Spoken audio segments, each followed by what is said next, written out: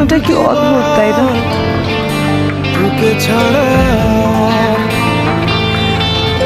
এই হলুদ শাড়িটা আমাদের গায়ে হলুদে পরার কথা ছিল।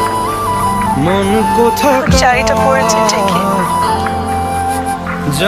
কিন্তু বিয়েটা হচ্ছে অন্য কারোর সাথে। তোমাকে না আমার খুব দেখতে ইচ্ছা করছে।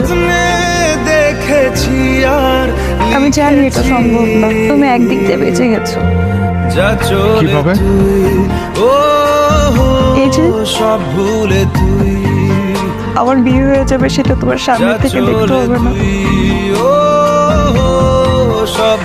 আমি অন্য একজনের হয়ে যাবো, আর তুমি আমার থেকে অনেক দূরে চলে যাবে, অনেক দূরে চলে যাবে। দূরে গিয়েও লাভ কি? ভুলে থাকতে পারবো আমি?